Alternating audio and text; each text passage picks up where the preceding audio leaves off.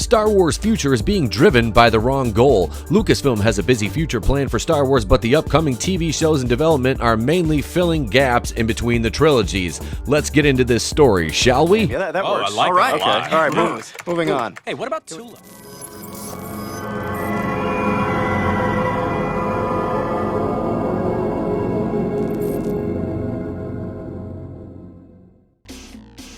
This article from ScreenRant.com, Chris Agar, Star Wars' future is being driven by the wrong goal. Lucasfilm has a busy future plan for Star Wars, but the upcoming TV shows in development are mainly filling in gaps between the trilogies.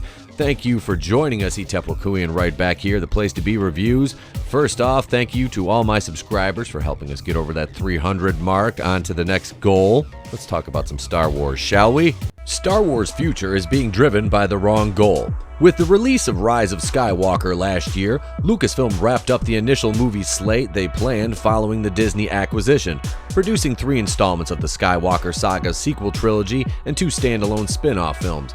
Even though The Rise of Skywalker was billed as the culminating chapter of the decade-spanning story, it did not mark the end of Star Wars in general.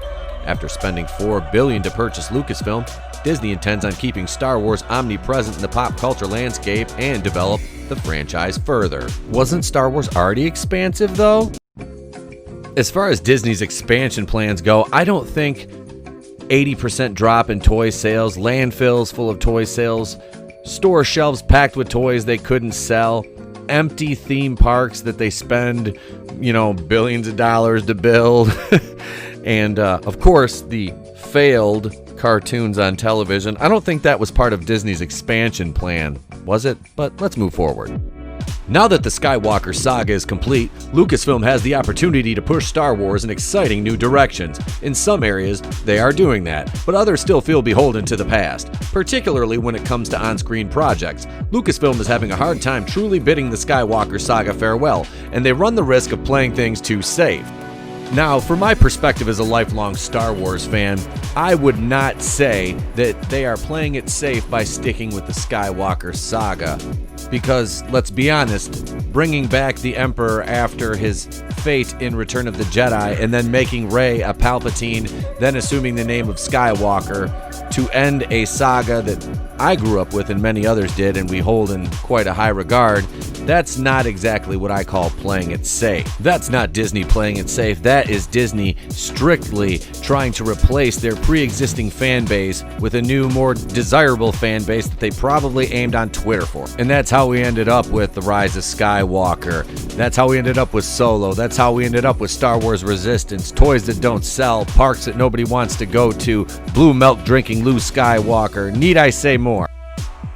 There will be more Star Wars movies after The Rise of Skywalker, but it'll be some time before viewers get a chance to see them. The next film in the franchise won't hit theaters until December 2023, which, if you remember, it was initially slated for 2022, 24, and 26, in between all those new Avatar movies that everybody was clamoring for because Disney owns that. And they think, well, that made money back then, we'll do it again now. No. After the coronavirus pandemic forced Disney to adjust their release schedule, that is. Even before the health crisis, the Star Wars movies were intentionally going on hiatus for a few years, so Lucasfilm will be focusing on television in the immediate future. Star Wars is a major part of Disney Plus's programming lineup, with several shows in various stages of development. In addition to the Emmy-nominated Mandalorian, which is returning for Season 2 in October, Lucasfilm is working on live-action shows revolving around Cassian Andor and Obi-Wan Kenobi.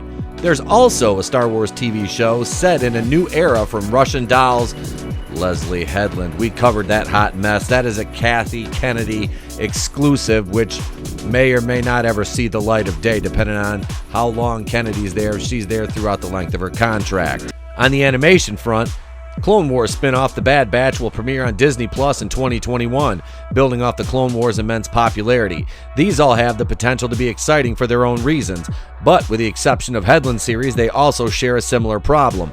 Rather than truly fleshing out Star Wars history, they're playing in the same small stretch of the Skywalker saga covered. Nobody wants Leslie Headland's show, that's the thing. If you give us good stuff about the era that we love, nobody's going to complain. Give us new crap that nobody wants, that's when we're going to complain. Now, speaking unpopular opinions about Star Wars, I have one right here regarding the Clone Wars and Rebels. and basically all animation to do with Star Wars. I don't think that animation should be canonical to the Star Wars universe, especially when it relates to the cinema. I don't believe it holds up. I don't believe it makes sense. A character like Ahsoka Tano being introduced into The Mandalorian Season 2, where the hell has she been all this time? She supposedly was by Anakin's side during the entire Clone Wars, yet we never saw her in any of the movies. You mean to tell me that all the important events unfolding and she was nowhere to be found during Revenge of the Sith? No, miss me with that shit. I don't like the character. I don't like animation being canon, and that's all I got to say about that before we move on with the article here. Filling in the gaps isn't necessarily a bad thing. The Clone Wars improved the prequel's reputation, helping audiences gain a newfound appreciation for the movies. Still, it feels like Lucasfilm is limiting themselves by treading overly familiar ground. For instance, Obi-Wan is a character who's been extensively featured in canon, be it in novels, comics, television seasons, and multiple movies. The Disney Plus show is exploring one of the few untouched periods in Kenobi's life, and it's already gone through rewrites suggesting the creative team had trouble cracking the story. The Rogue One prequel is billed as an espionage thriller that will put you in Cassian's dark past in the spotlight, but it will again be another Star Wars project about the Rebels-Empire conflict, which was integral in the 4 films and Rebels TV show. It is true these shows may attempt to do different things with the Star Wars property. Obi-Wan sounds like it could be a smaller character-driven drama, which would be a major departure for the franchise. The trick for the series like Obi-Wan and the Rogue One prequel will be finding compelling narratives that truly add to Star Wars lore and don't just answer questions people were asking, which was a trap some felt Solo fell into. Well, it did fall into that because it was a garbage movie full of exposition that nobody needed.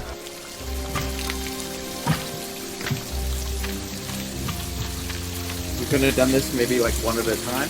The good news is The Mandalorian showed it is possible to find engaging stories in the Star Wars trilogy gaps by introducing Baby Yoda and focusing more on the galactic underworld. The Mandalorian still has plenty of iconic Star Wars iconography, though, and it stands to reason, some believe Obi-Wan and the Rogue One will too. And that is the hurdle Lucasfilm needs to overcome.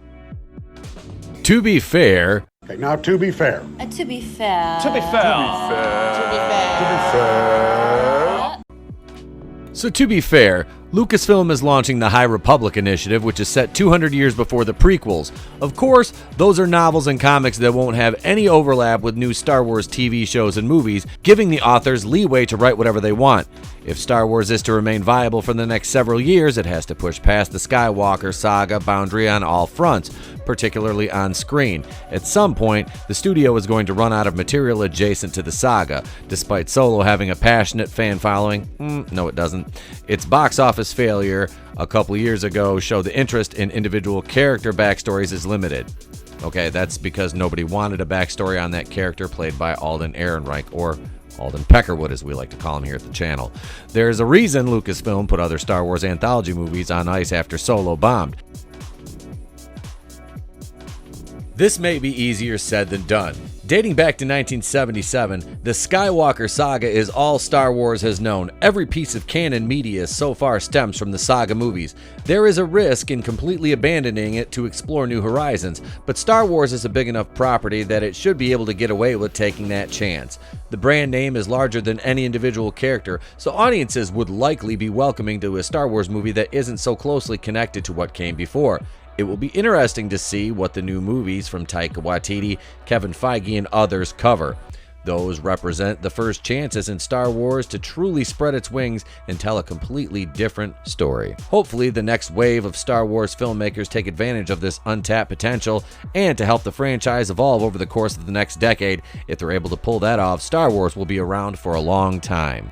So to bring it back to my thoughts on the Star Wars franchise as a whole and the direction that it's going in as it relates to this article, I am all for exploring new worlds and new corners of the galaxy far, far away, but we have to remember where this story came from and where its center is. That being said, as long as the characters are written compelling and well thought out, as long as the characters are well written, fleshed out, developed, great backstories, layered, the world building is on point, I don't see any issue with them going into different places, but you can always recenter the story where you started from. That's not going backwards. That's just kind of keeping a firm anchor in the past so you don't drift too far away and get caught in this ridiculousness. Kind of like Star Wars was headed in with Rise of Skywalker. We all know what I'm talking about. That movie was a hot mess. They tried to pile too much from the EU, which they decanonized in 2014, back into the movie, and then they want to build this new world around their new High Republic era, which is basically the generic expanded universe. So I think for this thing to work, for Star Wars to flourish and be all that it can be, Kathleen Kennedy has to go. That's the crux of the whole issue. What do you guys think? Let me know in the comments below. Ladies and gents, let's take this thing home. Oh, do me one favor. Bitch slap that like button on the way out if you could, folks. I would greatly appreciate it. If I don't see ya, have a great day and a pleasant tomorrow.